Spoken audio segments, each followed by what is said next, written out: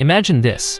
It's the mid-1960s. Ford has just shaken up the car world with the Mustang, and America is in love with fast, powerful muscle cars. But at General Motors, something is happening that will change everything. Pontiac, one of GM's divisions, is quietly working on a secret weapon. One that could change the game forever. This secret weapon was called the Banshee. But here's the twist. No one knew about it, not even GM's top bosses.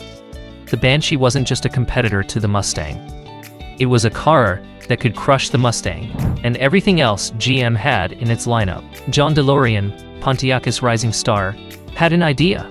He wanted to create a car that wasn't just fast, but also looked like it came from the future.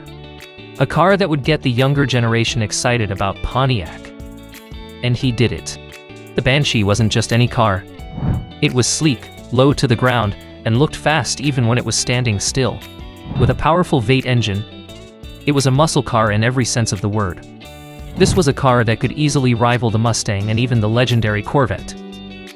DeLorean and his team worked in secrecy to perfect the Banshee, knowing they were onto something special.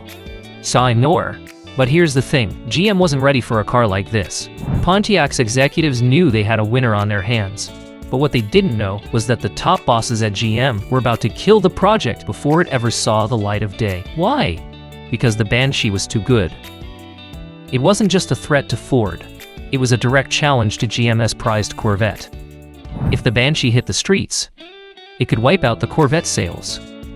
And that, in GM's eyes, was something that simply couldn't happen. So what did they do? They buried the project. Just like that, the Banshee was gone. DeLorean's dream was crushed. But what GM didn't know was that they hadn't just killed the Banshee. They had killed a future that could have changed the entire landscape of American muscle cars. The Banshee's legacy didn't die though. It lived on in another form. One that no one saw coming. GM would take what DeLorean and his team had built and use it in a completely different way. The Banshee's soul would continue, just not under the Pontiac name. But the story doesn't end there. In the next chapter, we'll dive into how GM turned the Banshee's ghost into something else entirely. Something they never expected, and neither did the car world. The Banshee's ghost, GM's sneaky move. After GM killed the Banshee, most people thought the story was over. But behind the scenes, something strange was happening. The Banshee's death didn't mean its design would be forgotten. No, the engineers at GM couldn't just let the work of John DeLorean and his team vanish without a trace. The Banshee had sparked something inside them, and they weren't about to let that die, even if Pontiac was ordered to bury it. Instead of throwing away the Banshee's design, GM's top bosses decided to use it for their own gain. The Banshee's sleek, futuristic look was too good to waste. It was clear that GM had a valuable blueprint on their hands, one that could fit perfectly into their future plans. But they weren't going to give DeLorean and Pontiac credit for it. No, they would take the car, tweak it, and release it under a different name entirely. In 1966, GM would introduce a new car to the market, the Chevrolet Camaro. On the surface, the Camaro looked like a brand new design, but if you dug deeper, you'd see the Banshee's DNA all over it. The long sloping front end, the aggressive stance, the lightweight body, all of it came straight from the Banshee's design. The Camaro was ready to hit the streets with a punch, and it did, instantly becoming one of the most iconic muscle cars in history. But let's be clear, this wasn't Pontiac's car. This was GM's way of taking the Banshee and making it their own, without giving credit to the people who had actually built it. Pontiac was left in the dust, while Chevrolet got all the glory with the Camaro. The Banshee had been transformed into something else, a car that would go on to become one of the greatest rivals to the Ford Mustang. While the Camaro may have been the star of the show, the Banshee's influence didn't stop there. GM's decision to push the Camaro out into the world was a signal that they had learned a key lesson. Muscle cars were the future, and they needed to own that future. What's interesting is that DeLorean and his team were right all along. The Banshee had captured the spirit of the muscle car era. It was fast, stylish, and full of raw energy. Even though it never made it to the streets as a Pontiac, the spirit of the Banshee lived on in the Camaro and other muscle cars that followed. But the Banshee's story wasn't just about what GM did with it. It was also about what it could have been if it had been given a chance to live under the Pontiac name.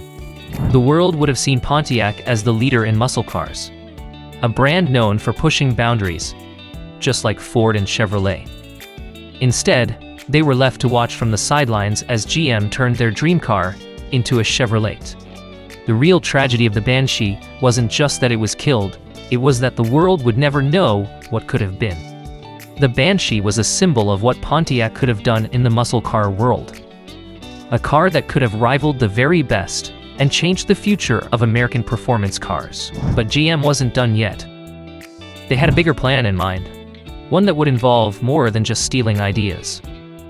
In the next chapter, we'll reveal how the Banshee's legacy continued to haunt GM's decisions, and how one man's dream car became a shadow of what it could have been. The hidden legacy, how the Banshee changed muscle cars forever. The death of the Pontiac Banshee was a loss that GM tried to bury, but the truth was, they couldn't escape its impact. The Banshee might have been erased from Pontiac's lineup, but its influence didn't fade into history. It haunted GM's decisions for years to come. The spirit of the Banshee wasn't just in the Camaro. It was in every muscle car GM built afterward, and its design DNA lived on in ways no one expected. Here's the thing. GM had killed the Banshee to protect the Corvette, but in doing so, they unknowingly created something else. The Banshee wasn't just another car. It was a revolution waiting to happen. If it had been allowed to hit the streets as Pontiac's flagship muscle car, it could push Pontiac into a whole new era of performance. But instead, it became a missed opportunity that GM couldn't fully capitalize on. The Camaro, with its sharp angles and powerful engines, might have looked like a brand new creation. But those who had seen the Banshee prototypes could recognize the lines, the shapes, the overall feeling of speed that had been present in DeLorean's design. GM had taken the heart of the Banshee and used it to create a car that would challenge Ford and take on the muscle car world. But this was still Pontiac's loss. And GM wasn't done. They saw the muscle car market heating up, and they knew they had to keep riding that wave. The Banshee's spirit lived on in cars like the Chevrolet Firebird, and even in future models like the Pontiac Trans Am. While these cars carried some of the Banshee's design legacy, they were never quite the same. They lacked the raw, unfiltered energy that DeLorean had originally envisioned. They were built in the shadows of the Banshee's greatness, but the world would never get to see the car that could have been. But there's a deeper impact here, one that goes beyond just the Banshee's designs showing up in other cars. The way GM handled the Banshee's death spoke volumes about how big companies operated behind closed doors. They weren't just killing a car. They were killing the chance for Pontiac to rise as a true competitor to Ford and Chevrolet in the muscle car race. This wasn't just about one car. It was about an entire brand being silenced. Pontiac could have been the leader in the muscle car market if they'd been given the freedom to create something like the Banshee. Instead, they were left chasing after what GM wanted, making cars that never quite had the same spark. John DeLorean, the man behind the Banshee, knew this better than anyone. He had built the car with passion, with a vision of what Pontiac could become. He believed Pontiac could be a powerhouse in the automotive world, but GM's decision to kill the Banshee was a turning point. It shifted the power in the muscle car world, and Pontiac was left fighting for scraps. The Camaro was born from the Banshee's shadow, and so were many other muscle cars that followed. But the Camaro could never be the Banshee. The Banshee had something the Camaro couldn't replicate: a sense of excitement, an edge that was lost when GM took control of it. Pontiac's loss was the muscle car world's loss too.